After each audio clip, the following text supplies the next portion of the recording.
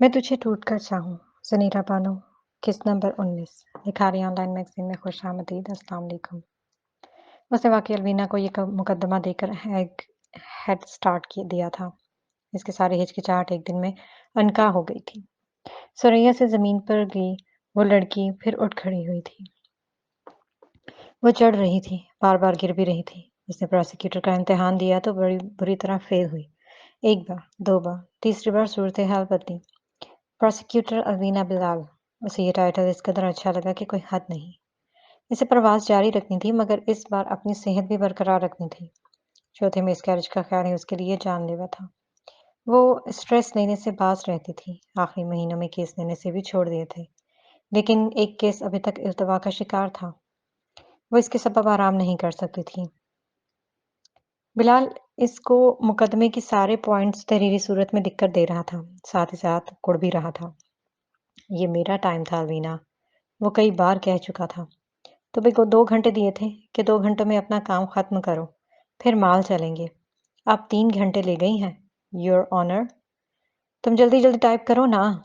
अलवीना ने फाइल पर से नजरें उठाकर माली के करीब रखे वाहिद सोफे पर टांगे पसारे बिलाल को देखकर कहा, जितनी जल्दी टाइप करोगे उतनी जल्दी हम मॉल चलेंगे। मैं टाइप कर देता लेकिन तुम टाइप नहीं करवा रही, राइट करवा रही हो, वो भी उर्दू में। अरसा हुआ मुझे उर्दू पढ़े। पर लिखनी तो आती है ना। अलवीना ने नोटिस लिए बगैर कहा तो बिलाल चुपचाप लिखता रहा। अलवीना ने फाइल्स बंद की और इन्हें मेज पर रखा तो दरवाजे में यकलख्त चपड़ासी नजर आया। चेहरे पर ज़लज़ले के आसार थे। थूक निगलते हुए कहा, बाजी, वो साहब आए हैं। कौन से साहब आए हैं? अलवीना ने अदम तवज्जी का मुजाहरा करते हुए बॉल पॉइंट्स डब्बे में डाली। वही बाजी, वकील साहब, जो कोर्ट में आप पर गुस्सा हो रहे थे। तुम पर कोर्ट में कोई गुस्सा हो रहा था? बिलाल यकलख्त चौंका। अलवीना के माथे पर बल पड़े। वो बेजार नजर आ रही थी। तुनक सी गई। कहाँ है वो? बाहर कार में बैठे हैं जी। चौकीदार हड़बड़ाया हुआ नजर आ रहा था। अलवीना जैसे खुद पर जबर करके बैठी। बुलाओ साहब को। चौकीदार हाथ सर तक ले गया और बाहर गया। अलवीना गर्दन कुर्सी पर गड़ाए सोचती रही। इसके अबरू तने हुए थे। चौड़ी पेशानी पर बल पड़े हुए थे। बिलाल के लिखने की रफ्तार सुस्त हो गई थी। वो अलवीना के तासुरात नोट कर रहा था। कनखियों से उसे देख रहा था। दहलीज पर कदमों की आहट हो और किसी बच्चे के बोलने की आवाज आई तो बिलाल का कलम रुक गया। कदम अंदर आ गए और दरवाजे से अंदर आती रोशनी का रास्ता रुक गया तो बिलाल खुद भी ठठक गया। इसका दिमाग बेइख्तियार माउफ हुआ था। सर झुका हुआ था। निगाहें कागज पर थीं, लेकिन जहन भटक गया। यूं ही उसकी नजरें भटकी और वर्क की पेशानी पर जा पड़ी। वहां दिफाई वकील के नाम के आगे जली हरूफ में लिखा था, एडवोकेट सुरेश हसन। अपना बेटा साथ लाए हैं? अलवीना की तंजी आवाज गूंजी थी। जुरेज उसके सामने कुर्सी खींचकर बैठ गया। बेटे को इशारा किया तो वो भी बराबर वाली कुर्सी पर बैठ गया। इसे भी बहुत कुछ सीखना है। अपने पापा जैसे बहादुर बनना है, इसलिए मैं इसे हमेशा अपने साथ रखता हूँ। सोफे पर दूर टेक लगाए बिलाल का कदम फिर हरकत नहीं कर सका। वो नजरें वर्क पर गाड़े कुछ और ही सोच रहा था। बदला कुछ नहीं था। अलवीना जहांदाद आज भी जुरेज हसन से मिल रही थी। वो आज भी उससे राब्ते में थी। आज भी उससे वो दोनों बातचीत कर रहे थे और बिलाल सोफे पर जैसे गायब हो गया था। यानी नौबत यहाँ तक आ गई थी कि इन दोनों के लिए बिलाल अब मायने नहीं रखता था। आज भी जुरेज हसन इसके लिए बिलाल अताउल्लाह से ज़्यादा अहम था। देखिए, अगर मुझे मेरी शिकीस्त से खौफज़दा करने आए हैं तो अलवीना तुनक कर कह रही थी। मेरी बात तो सुने। सुरेश का लहजा ठंडा था। इसका अंदाज भी दोस्ताना था। हम सेटलमेंट कर सकते हैं मैम। अब जब ये केस हाई कोर्ट तक पहुंच गया मैं सेटलमेंट नहीं करूंगी। फिर हाई कोर्ट में हार जाएंगी। सुरेश जैसे इसकी शिकस्त के लिए पुरयकीन था। टेक छोड़कर बैठा। आपने पिछली पेशी पर अदालत में तारीख लेना चाहिए और केस मुलतवी करना चाहा। मैंने एतराज़ किया और जस्टिस नहीं माने। अगली तारीख तक आपके पास अपने मौक़िफ़ की हमायत में सबूत तो इकट्ठे हो नहीं सकते। आपको अदालत में हार का सामना करना पड़ेगा। क्या इससे बेहतर ये नहीं है कि आप फिर भरी अदालत की बजाय बस मेरे सामने हार जाएं और सेटलमेंट पर राज़ी हो जाएं? मैं मुद्दई अलैह के ख़ानदान वालों को मुलज़िम के ज़रिए मुँह मांगी कीमत दिलवा दूँगा। कमरे में लम्हा भर के लिए सकूत छाया तो अलवीना के लबों पर धीमी सी मुस्कुराहट उभरी। क्या आप आज तक सारे केसेस इसलिए जीते हैं क्योंकि आप अदालत के बाहर प्रोसिक्यूटर्स को मुंह मांगी कीमत में खरीद लेते हैं? क्या करूं? ये सब खुद ही बिक जाते हैं। सुरेश ने इतना कहकर कहा लगाया। अलवीना भी मुस्कुराई और टेक लगा ली। फिर आज सब बदल गया मिस्टर हसन। अलवीना जानदार नहीं बिकी। मिसेस बिलाल। बिलाल का तहम्मुल था उसमें। मैं आपको बता रहा हूँ कि इस केस में आपकी शिकस्त पक्की है। मान क्यों नहीं लेती? मान लिया कि मैं अदालत में हार जाऊंगी, लेकिन मैं सेटलमेंट हरगिज नहीं करूंगी। जुरेज ने बेचैनी से पहलू बदला और टेक छोड़ दी। एक नजर अलवीना को देखा, फिर अपने बेटे पर नजरें जमा ली। 2 उंगलियों से मेज बजाई और मुस्कुराया। प्रोसिक्यूटर के अल्फाज नोट करो बेटा।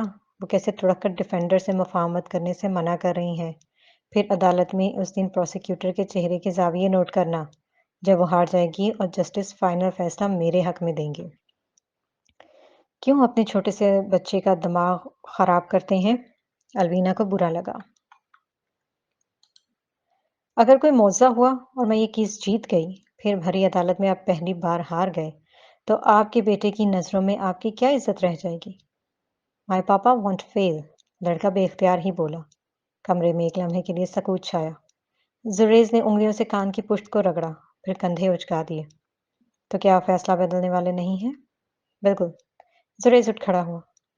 कोर्ट में मिलते हैं मैम। अपने बेटे की उंगली थामे वो छोटे छोटे कदम उठाता चेंबर से बाहर जा रहा था। निगाह बेख्तियार बुलंद हुई चेंबर के कोने में रखे सोफे पर लेटे बिलाल पर पड़ी। यूं ही चलते जुरेज के कदमों में रवानी आ गई। दोनों के कदमों की आहट चेंबर से बाहर चली गई।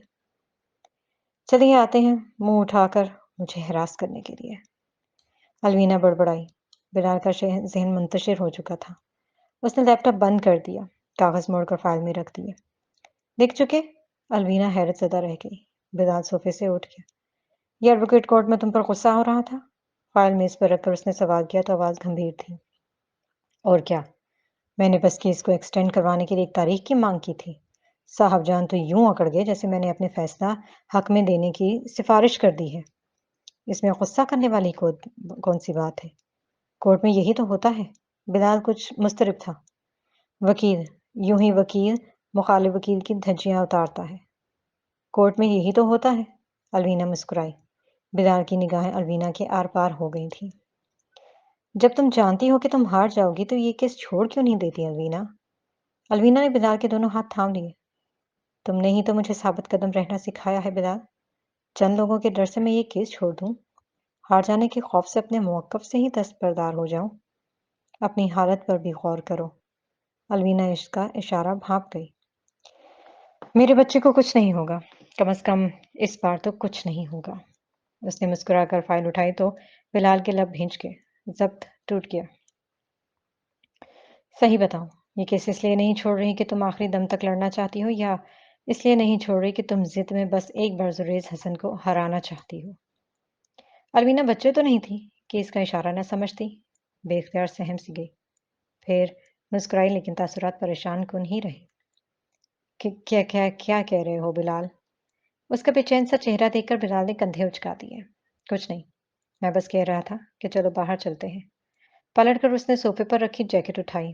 अलवीना का दिमाग घूम सा गया, लेकिन वो जल्द खुद पर काबू पा गई। टेबल पर से बिलाल की रखी गई फाइल उठाई और वर्क गर्दानी करने लगी। तुमने तो इसे मुकम्मल भी। वो ये कहते कहते रुक गई। बिलाल ने जैकेट पहन ली थी। थक गया हूँ लिख लिख कर। देखो, अब तुम ये लिखने मत बैठ जाना। हमने मॉल जाना है जैसा कि प्लान किया था। मैं किसी मजीद वकील को मेरे फ्री टाइम में मुदाखलत नहीं करने दूंगा। घूमकर उसने अलवीना को देखा था। अलवीना चले? अलवीना की पीठ बिलाल की जानिब थी। बिलाल चाबी लहराते हुए इसके करीब आया था। अलवी बिलाल के अल्फाज दरमियान में रह गए। अलवीना की निगाहें फाइल पर जमी हुई थी। वो मुकदमे की वजाहत पढ़ रही थी। किसी जिसे बिलाल ने अभी तहरीर किया था। उर्दू में लिखाई शनासा सी लिखाई। तुम्हारे गुमनाम मुस्तहिया की लिखाई तो बहुत ज़बरदस्त है। शायद उसने किसी खतात से यह खत लिखवाया है। अलवीना की आंखें पथरा सी गई थी। जिस्म मुंजमद हो गया था। वो खत, यादों में कहीं मनान कह रहा था, वो खत मैंने तुम्हें लिखे थे। अलवीना की निगाहों का मरकज नहीं देख सका था बिलाल। ये फाइनल बिलाल ने लिखी थी। वो खत वो खत मैं मैं बाहर कार में इंतज़ार कर रहा हूँ। وہ الٹے قدموں ہٹ گیا تھا۔ الوینا کے لیے سب لمحہ بھر میں غائب ہو گیا تھا۔ یہ سب کیا تھا؟ کیا بس نظروں کا سراب تھا؟ کیا وہ نظر آ رہا تھا؟ وہ حقیقت سے تعلق نہیں رکھتا؟ الفاظ سامنے تھے، الفاظ حقیقت کا منہ بولتا ثبوت تھے۔ وہ کھڑی رہی، ساکت رہی، بہت دیر یوں ہی پتھر کا مجسمہ بنی رہی۔ پھر دروازے پر دستک ہوئی۔ الوینا سر نہیں اٹھا سکی۔ چوکیدار کی بس آواز ہی آئی تھی، یہ بلال صاحب نے دیا ہے باجی۔ بلال خود اندر نہیں آیا تھا، چوکیدار میز پر رکھ کر چلا گیا۔ الوینا کی نگاہوں نے میز پر رکھی چیزوں کا احاطہ کیا۔ وہ کاغذ تھا، ویسا ہی ورق پر مشتمل خط تھا۔ ورق کے درمیان میں متن تحریر شدہ تھا۔ وہ راز تھا جو کھل چکا تھا۔ میں کہتا تو ہوں کہ تم ذہین ہو، مجھے پتا تھا تم پہچان لو گی الوینا۔ تم پہچان چکی ہو، یقیناً گہرے میں صدموں میں ہو۔ جانے کیوں، مگر حقیقت یہی ہے کہ میرے سرپرائز تمہیں صدمے میں مبتلا کر دیتے ہیں۔ میں تمہیں تکلیف نہیں پہنچانا چاہتا، لیکن میرے سرپرائز ہر بار تمہیں تکلیف پہنچاتے ہیں۔ الوینا نے ایک ہاتھ سے میز کا کونا تھاما تھا، بیٹھتی چلی گئی تھی۔ ہاں، میں نے تمہیں کئی خط لکھے، کچھ مجبور ہو کر، کچھ جان بوجھ کر۔ وہ غلط عادت تھی، بچکانا سا طریقہ تھا، پر مجھے جاننا تھا کہ تم لوگوں کے بارے میں، میرے بارے میں کیا سوچتی ہو۔ مجھے جاننا تھا کہ تم محفوظ ہو کہ نہیں، کیونکہ الوینا جہاں داد جو بتا کر جائے وہ حفاظت نہیں ہوتی، جو جتا کر کی جائے وہ محبت نہیں ہوتی۔ الوینا نے محسوس کیا کاغذ لمحے میں اس کے آنسوؤں کے زیر اثر تر ہو گیا۔ وہ اب آخری 2 سطریں پڑھ رہی تھی۔ تم باہر آؤ الوینا، میں پوچھوں گا کہ تم نے کہاں جانا ہے۔ اگر تم مال کہوگی تو ہم سب بھول جائیں گے، ہم ایسے ظاہر کریں گے کہ کچھ ہوا ہی نہیں۔ اگر تم گھر جانا چاہو گی تو ہم کبھی ایک نہیں ہو سکیں گے الوینا، اور جو کچھ میں نے کیا اس کے لیے مجھے معاف کرنا۔ اس نے سر میز کے کونے سے ٹکا لیا۔ کتنی ہی دیر وہ اسی پوز میں بیٹھی رہی، یہاں تک کہ جسم درد کرنے لگا، آنکھیں خشک ہونے سے انکاری تھی۔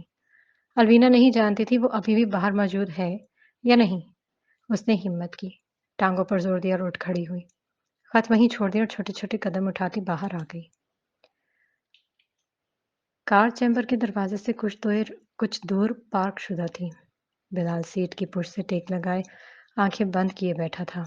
الوینا کے قدموں میں روانی آ گئی تھی۔ اپنے آنسو پہنچنے کی بیکار کوشش کیے بغیر اس نے کار کا پچھلا دروازہ کھولا اور بیک سیٹ پر آ بیٹھی۔ بلال نے اپنے فرنٹ مرر میں دیکھا اور سر جھکا لیا۔ کہاں چلے؟ الوینا نے اپنے لرزتے ہوئے بائیں ہاتھ سے لبوں کو ڈھک لیا۔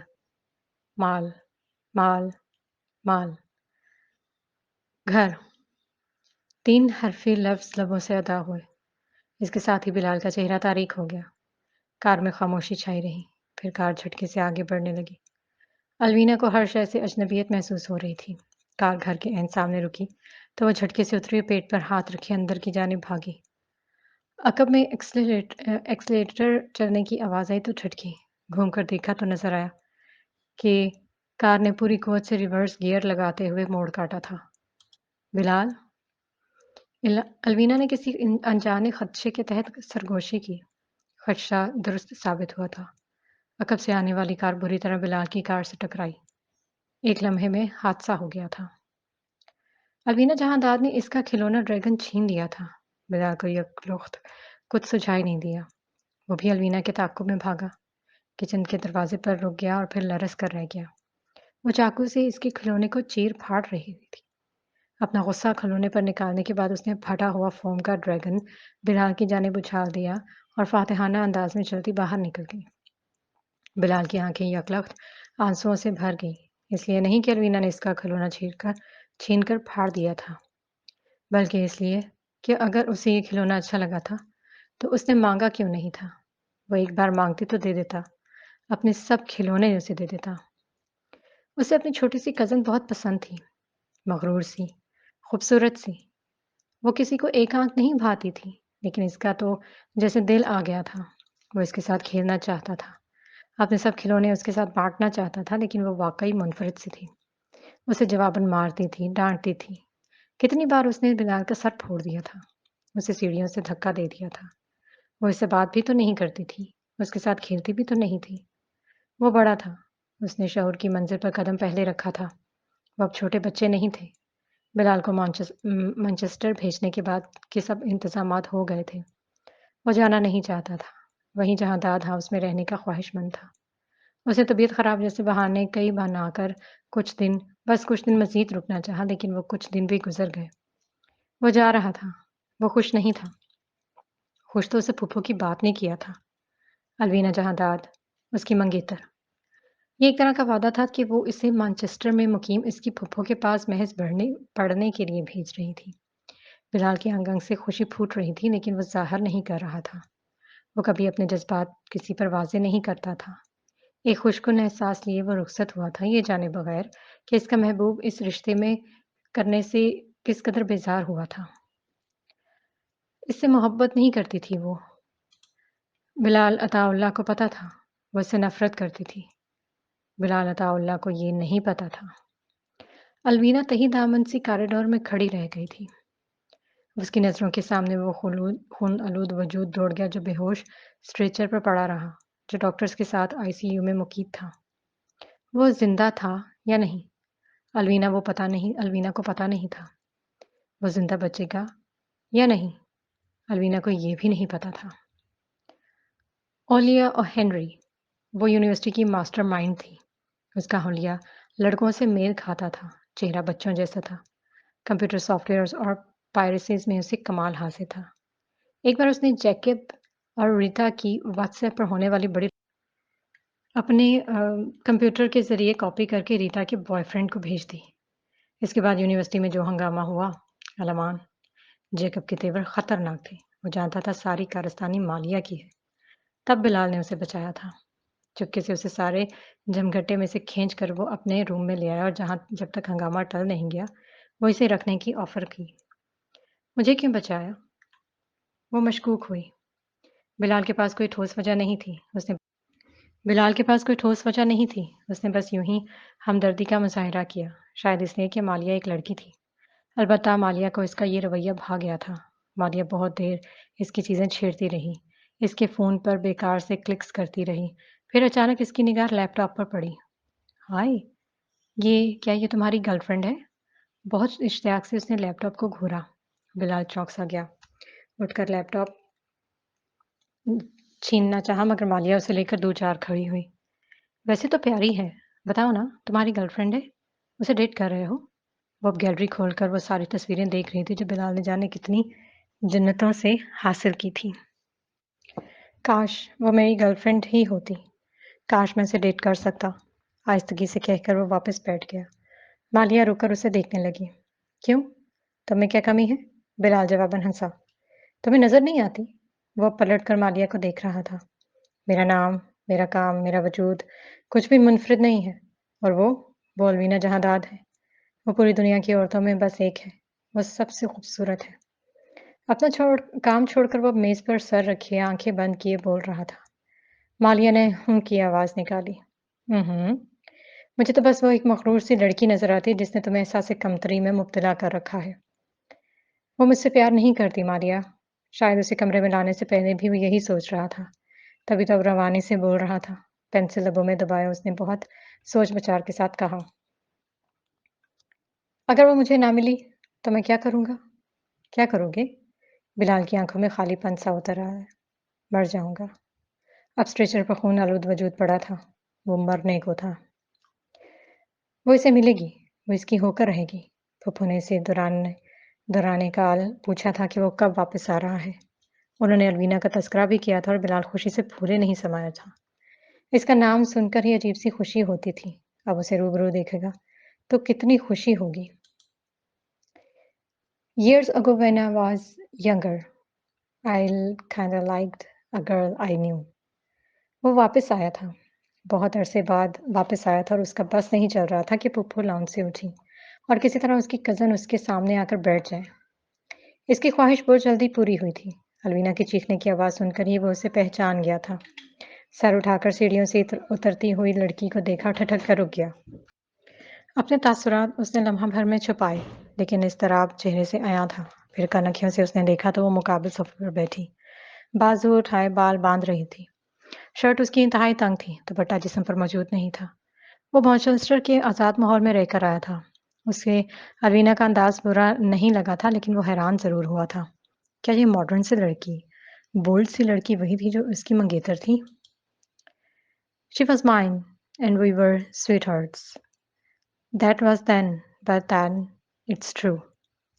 ایک طریقہ ہے کہ ہم سچ کا پتہ لگا سکتے ہیں، مالیہ نے بہت رازدارانہ انداز میں کہا تو بلال چونک گیا۔ نگاہیں لیپ ٹاپ کی اسکرین پر ٹک گئی۔ ادھر مالیہ کہتی جا رہی تھی، لڑکی کو دو عوامل ہی مغرور بناتے ہیں یار، یا تو کوئی اس کی تعریف کرے یا کوئی اس سے محبت کرے۔ اس کی جاسوسی کرتے ہیں بلال، 2-3 دن اس پر پہرا تو دو، تمہیں معلوم ہو جائے گا مسئلہ کیا ہے۔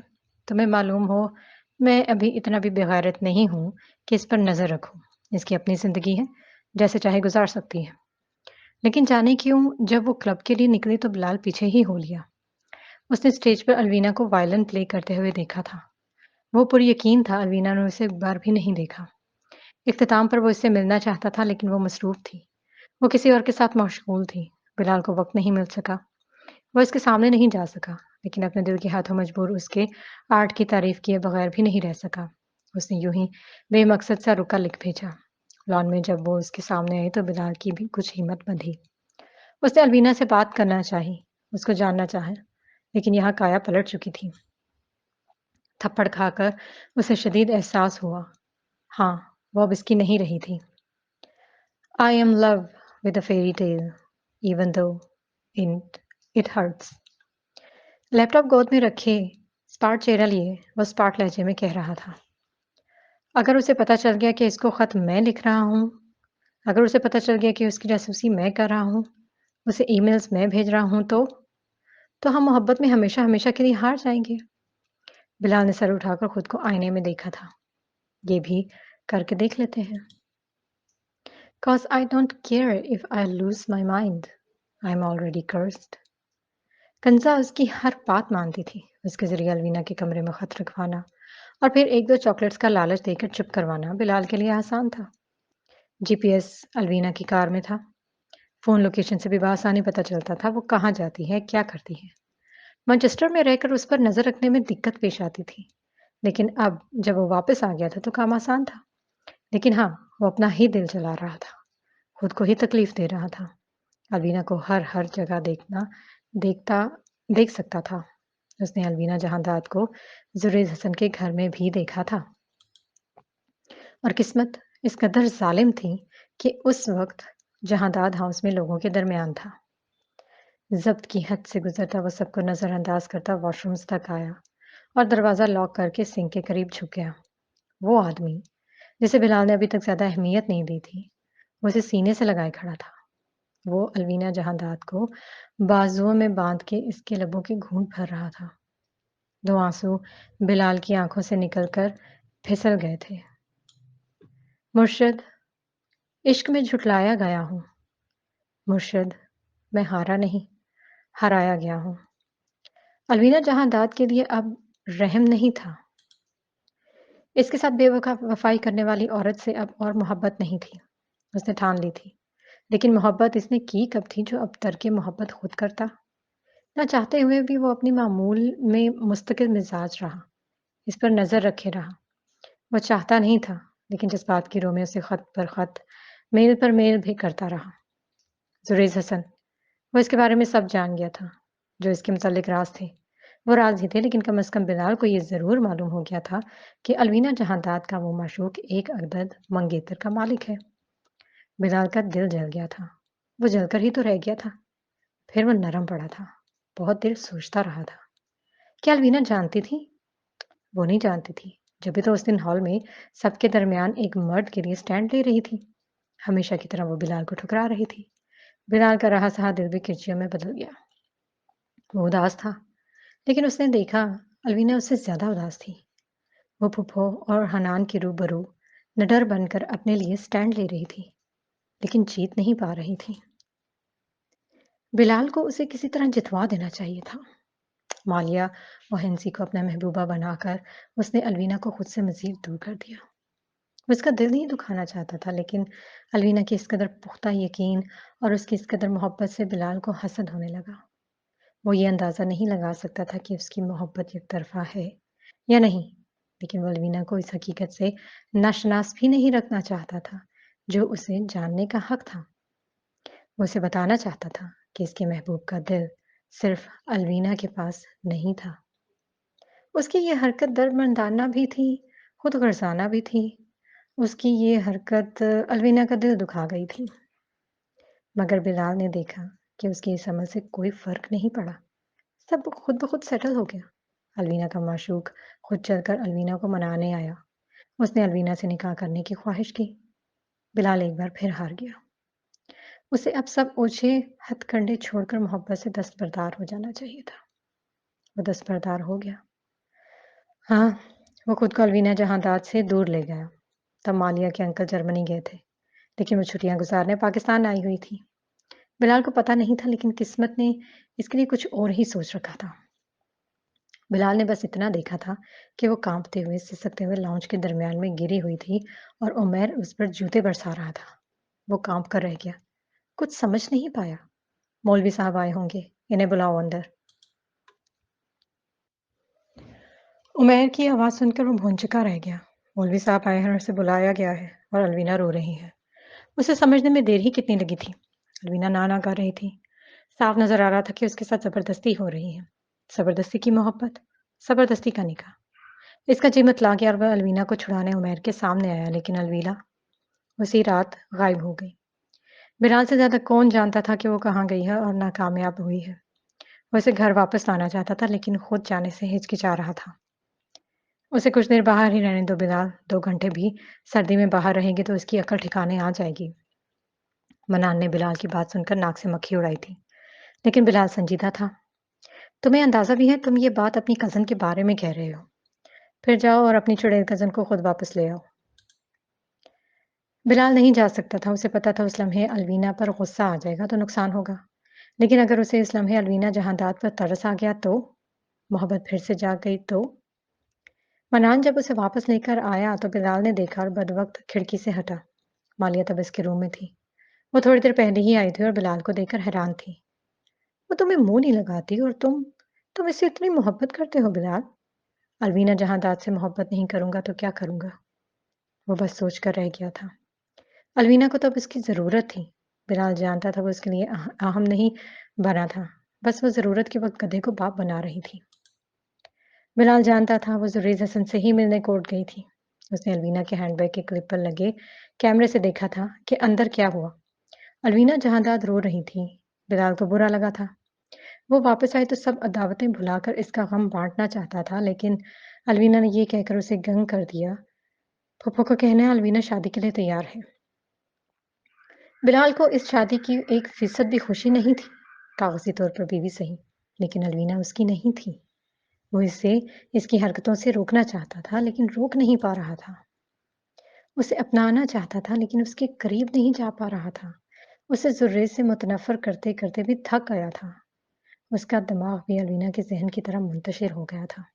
کبھی اس پر غصہ کرتا تو کبھی اس پر ترس کھانے لگتا۔ کبھی اسے آزاد کرنے کی قسم کھا لیتا تو کبھی کوشش کرتا کہ الوینا جہاں داد کی کسی طرح تو اس کے ساتھ مطابقت پیدا ہو۔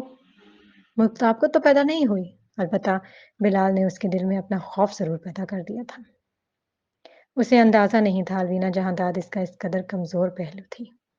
ڈھیلی ڈھالی سی فراک میں ملبوس، نیند سے جھولتی جب وہ اس کی باہوں میں گر رہی تھی تو اس کے سینے پر چھو رہی تھی تو بلال کا وجود سن ہو گیا۔ الوینا کے ریشمی بال اس کے سینے پر گر رہے تھے۔ جسم سینے سے رگڑ کھا رہا تھا۔ اسے بہکنے میں ایک لمحہ لگا تھا۔ اسے اپنے آہنی بازوؤں میں قید کر کے وہ ساری رات اس سے سیر ہوا تھا۔ الوینا دل الوینا کی نازک کلائیاں دکھا کر کہتا، یہاں بھی۔ پھر اس سب کے بعد اس کے کانپتے ہوئے وجود بلال اسے تکلیف دیتا گیا۔ اس کو پوری طرح سے اپنے بس میں کر کے الوینا سے اپنے سارے ارمان پورے کر رہا تھا۔ وہ اس قدر سہم چکی تھی کہ ایک وقت آیا کہ اس کی سسکیاں بھی دم توڑ چکی تھی۔ بلال نے اس کی مزاحمت کے خلاف اس کے بازو باندھ کر بیڈ سے لگا دیے۔ خود کو اسے سونپ کر وہ بے جان بستر پر اس کے وجود تلے چھپی کانپتی جا رہی تھی۔ بلال نے ایک دم اسے چھوڑا تو وہ سسک اٹھی، اور بلال وہ کیوں بھول گیا کہ الوینا جہانداد اس کی بیوی تھی؟ جیسے بھی صحیح مگر اس کی عزت اپنی جگہ تھی۔ وہ کیوں بھول گیا کہ اس پر آج سے پہلے کسی نے درندگی کا مظاہرہ نہیں کیا؟ اس نے درندگی کم اس کے جسم کی تھوڑ بہت زیادہ کی تھی۔ اس کے لب کچھ کہنے کے لیے ہلے، آنکھوں میں نرمی کا تاثر ابھرا، لیکن الوینا اس کی گرفت سے نکل کر تڑپ کر بھاگ گئی تھی۔